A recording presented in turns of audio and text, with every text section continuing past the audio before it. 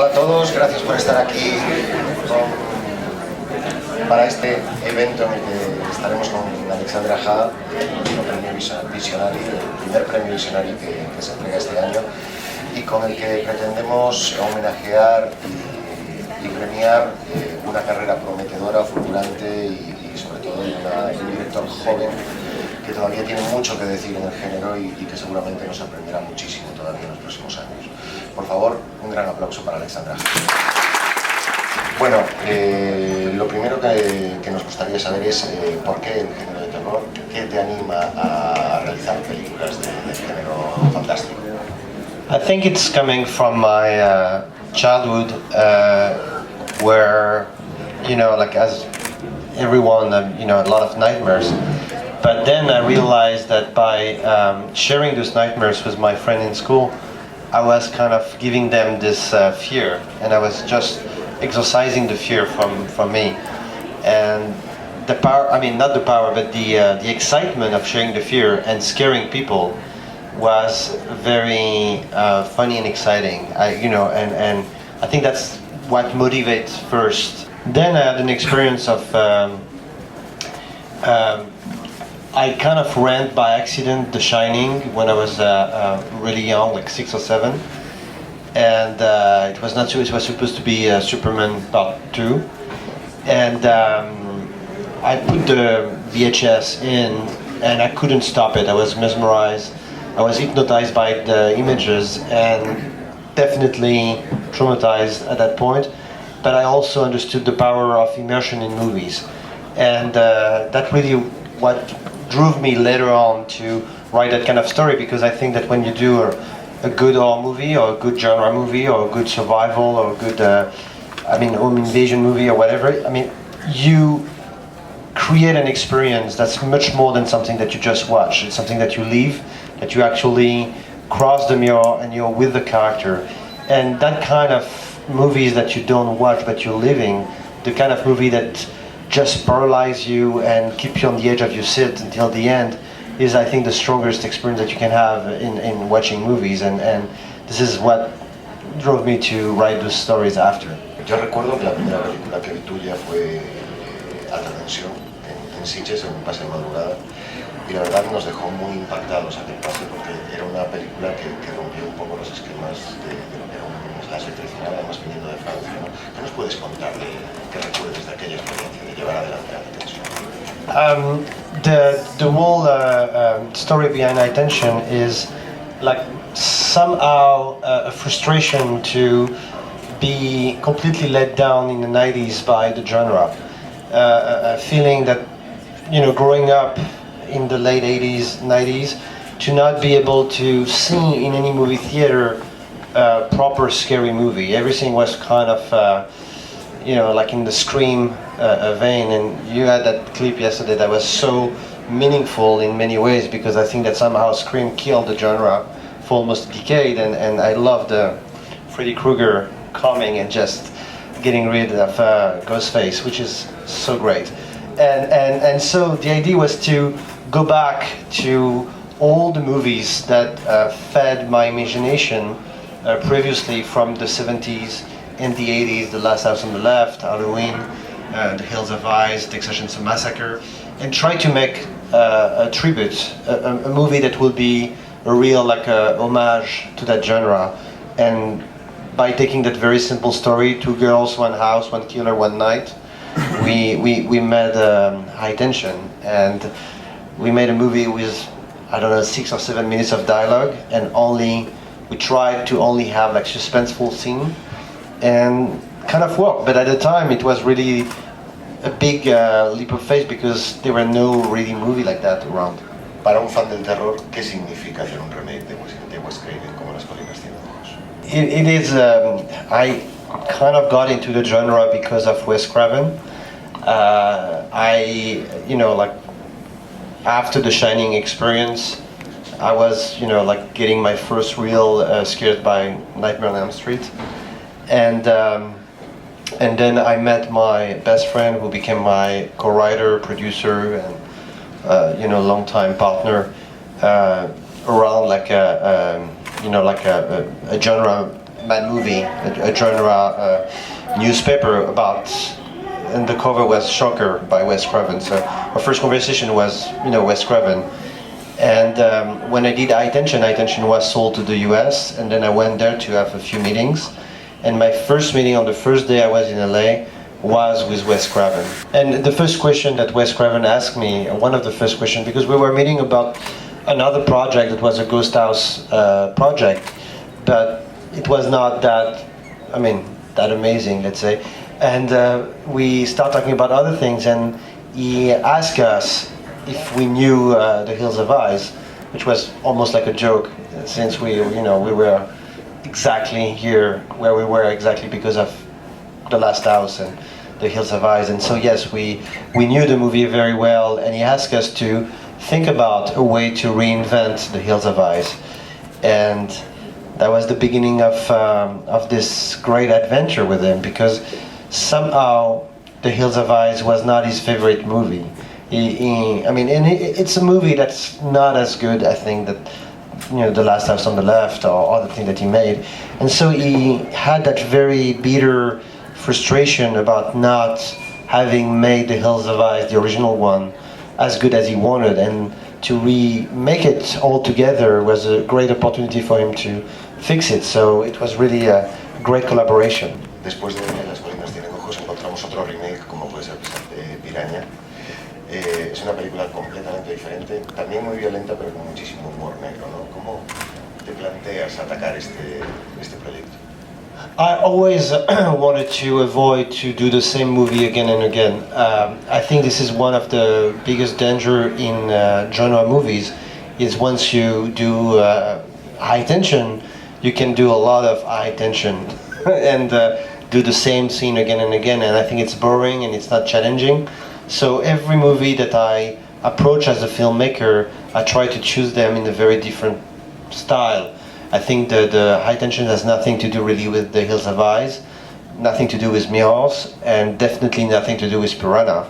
And Piranha is one of the scripts I read a long time ago. I read it like 7 years before I made the movie, and I loved it. I thought it was one of the most funny, dark humor, lauded, great gore, like bloodfest.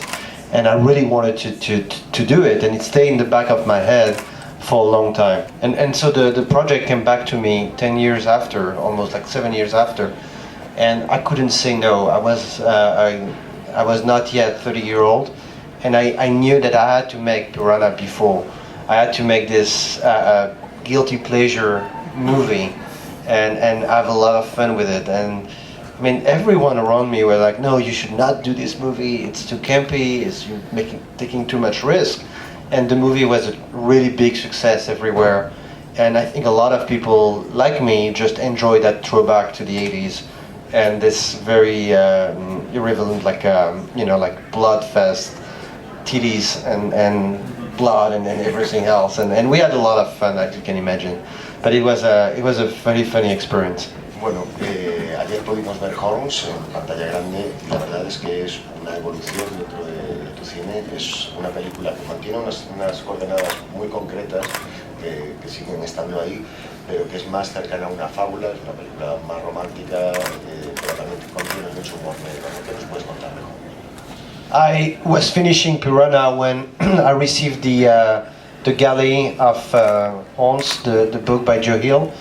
And so the book was not published yet, and I started reading it, and I just couldn't believe that I was laughing and then being scared and then laughing again and then being moved and then being diving into a crazy fantasy world. And I thought it was one of the best novel I ever read, and I just had to make it. I knew reading the book that it was, I will do anything I can to make it happen. It happened to me one time before with a graphic novel called Black Hole by Charles Burns. And I was attached to make the movie and we couldn't make it happen. And till today, I still missing to have not made this movie. So when I read Horns, I knew that no matter what, I will make it. Ahora estás preparando una nueva película, que la estás prácticamente terminando, The Nine Lives of Louis Drax. ¿Qué nos puedes contar de ella? Porque So everything is, diferente, ¿no? it's very different as well, but there is an evolution. I mean, evolution, I don't know, like, but there is always a link because I'm always seeking for stories that I will fall in love with, because when you make movies and you have to fight so much to keep your vision and to convince people and to believe in what you're doing every day, and it's a long, long work, it takes years.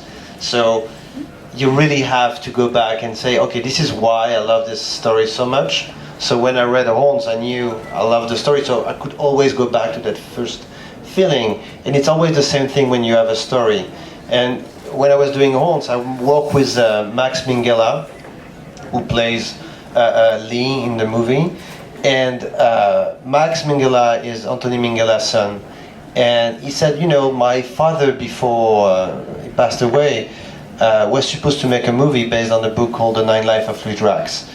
And you should read it because it's a very interesting story, and I could really picture you, you know, doing it. And of course, you know, like, it was a big challenge because Anthony Minghella was just an amazing director. And so I read it and I was so moved and so touched, and it was so original and new, and I never seen anything like that before. So we started working together and developed the script, and we finished the movie before Christmas, and we are like finishing the editing right now. I think the movie will be done by the fall. It's very different from Horns. It's definitely different from any. It's the last genre movie that I made. It doesn't mean that I don't want to make genre movie anymore, that I don't want to make something scary anymore, but it's just the story I wanted to tell at that point. And I'm sure the next one will be, you know, back in suspense land or different. I mean, it's always finding the story that deserves to spend few years and giving the feeling that it's never been done before. You know, it's really important to find something where you just step outside of repeating the same thing again and again. Tengo que preguntarte por un proyecto que seguramente interesará a muchos de los que están en esta sala, que es esa película de ciencia ficción que todos estamos esperando, que es Space Adventure Cobra.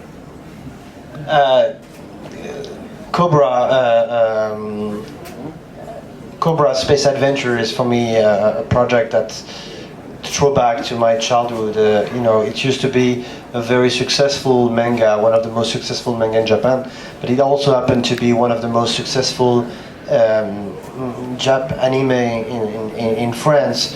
And when we were a kid, we used to run after school to not miss any episodes. It was really the best thing. It was Star Wars and Cobra in the same time, and Cobra was much more sexy and funny and that sense of humor. So I got the right of Cobra a few years ago, and we developed a project. We almost got it into production, but the studio that was doing it in the US changed regime, and so everything collapsed. And then, you know, like we still like fighting to make it happen. And then the Guardian of the Galaxy came, which is exactly Cobra, with the same character, with the same sense of humor, with the same storyline, with everything the same.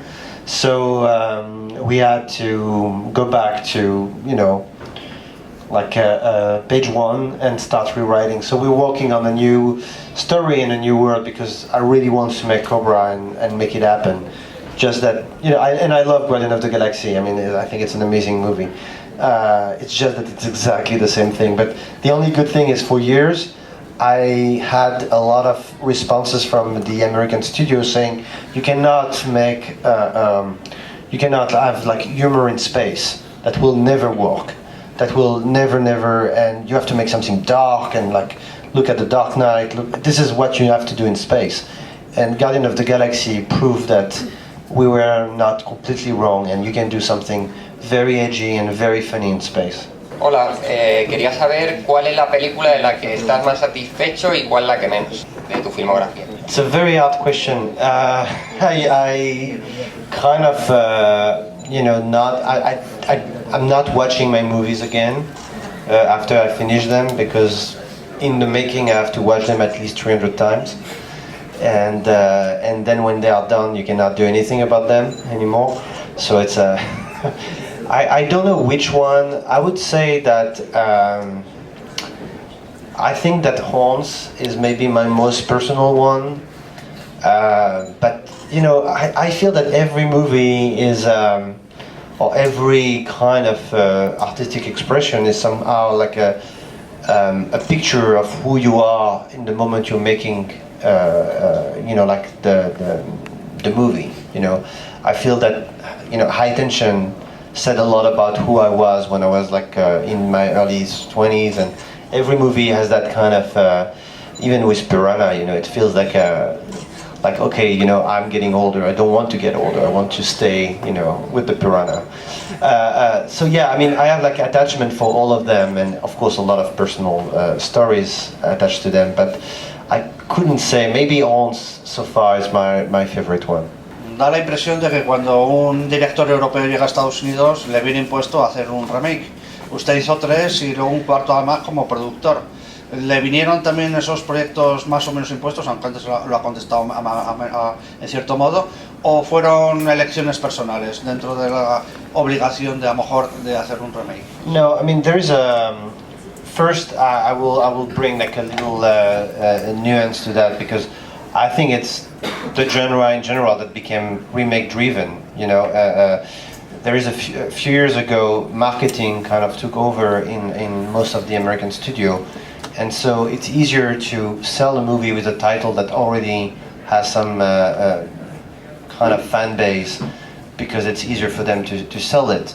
I would not say that I made four remakes. I mean, I think The Hills of Eyes is definitely a remake, and Maniac is a remake.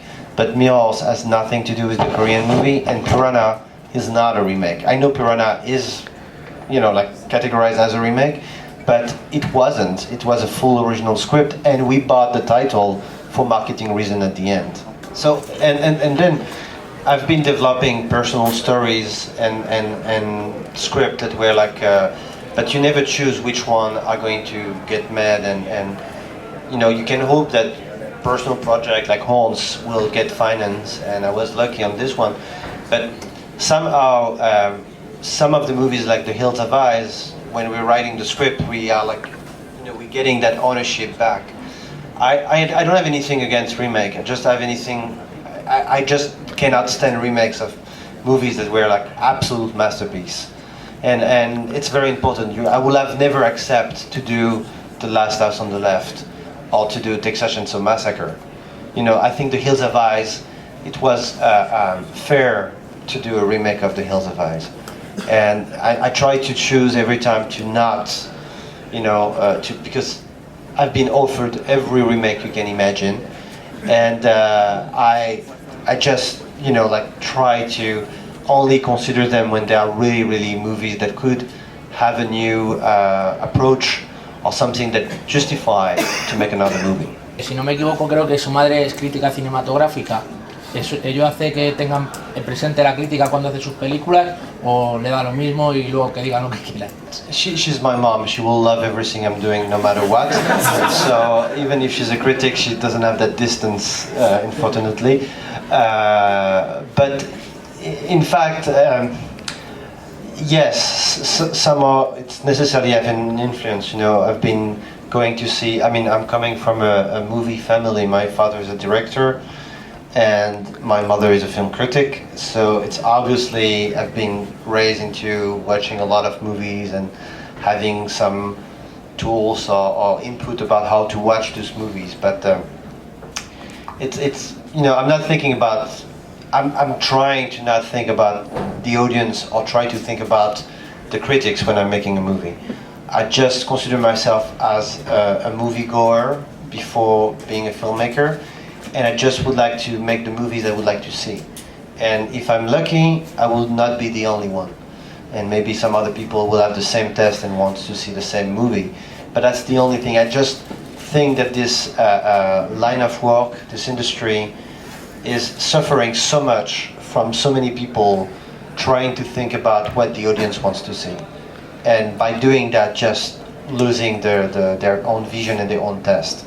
Ante todo, felicidades por toda tu trayectoria profesional, y mi pregunta va más a nivel personal. ¿Qué supuso hacer una película como Alta Tensión en tu país natal tan joven y pasar a Hollywood a realizar un remake tan importante de una película como es Las colinas tienen ojos? Y también si volverías a volver a hacer películas en tu país y del calibre de alta tensión. First, it was not easy to do high tension in France, and we couldn't find any people to believe in the script, believe in the movie, put money in the movie. I mean, it was a really long road to get it made. Most of the French cinema is financed by pre-sales on TV, which means that nothing that's PG-13 or R-rated can get financed. So it was a very hard start, and at the time the genre in France was not existing. So we just got lucky because Luc Besson believed in the movie. And then the movie release in France was not a success, but just did well.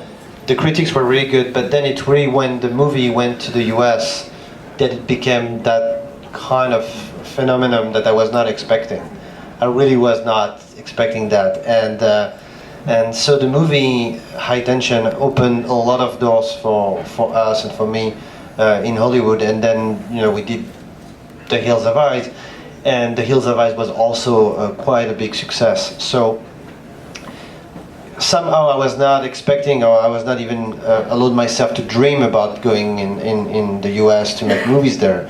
But I have to say that despite the fact that you losing some creative control and you have to fight more to keep that creative control in different way, making movies there is so much better than France, because at least you can make them. Tras alta tensión, en su país se inició una oleada de títulos de terror muy apreciados aquí en España, bastante gore, como Al Interior, Martyrs, Frontiers, Vinian. Y bueno, parece ser que se frenó un poco este tipo de títulos. Hace tiempo que no se rueda nada parecido. ¿Cree que volveremos a presenciar algo así similar? All those movies that are really interesting and really good are unfortunately complete failure in France in terms of reception, in terms of audience. I mean, really, I'm if those movies were not sold everywhere in the world, including Spain, and has all of us to support them, this movie will never get made. And it is a very big mystery for me of why we cannot in France create a genre. We have the movies and we have the director, but why the audience, the French audience, doesn't come in theater to watch them? Why they have to only come to see movies when they are dubbed in French and they're from the US or from Spain? And why they cannot trust or believe, the same way you manage in Spain to have such a strong genre industry with movies that when brought the audience and got a real success. Why can we not achieve that in France? I don't have the answer. I really don't understand. I know those movies are really well known around the world, but in France we're talking about 50, 60,000 admission for each of them, which is really not enough, even for small micro budget. Una película que quiere adaptar es Cobra. El personaje casi siempre tiene un puro en la boca. Me imagino que eso en el guión lo debería eliminar. ¿Qué le parece que en el cine actual se pueda mostrar gore, tripas volando, y desgarros y todo esto, y no se pueda mostrar algo tan cotidiano como que alguien que fume o que beba? There is a big conversation about cigar because the lobby of cigar in the US is pretty strong, so we have a chance to keep the cigar even in the PG-13 movie, which is very unfair, but it's it's a good thing for Cobra at least. Then the censorship in the US is a nonsense, and so I'm fighting with the MPA, with the censor organization, for a long time on every movie I'm making. But I hope one day they will change it. I hope one day they will have a better sense of not making a R-rated movie because of language or because of just nudity or stupid thing that make no sense, or people smoking, because it's just so unfair. Representation of violence is something that's even worse when you make it so easy for a PG-13. I think there is nothing more traumatic and efficient against violence itself by showing the truth of the violence if it's applied.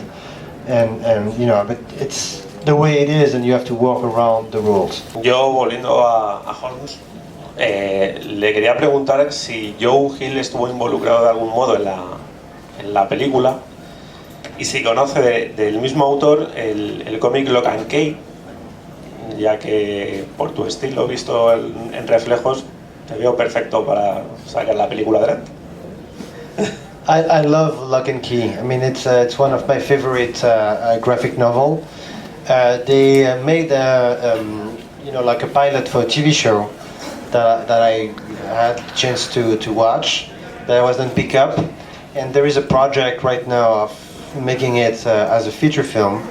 In fact, as a real, I think 2 or 3 movies right away, and it's something that I'm really following very closely. It's something that I will be very interested to do. I'm interested in the project. I mean, I never talked to anyone yet, so there's nothing happening here. But it's something that I love the graphic novel, and I love Joe Hill, and I will work with him right away. Thank you very much.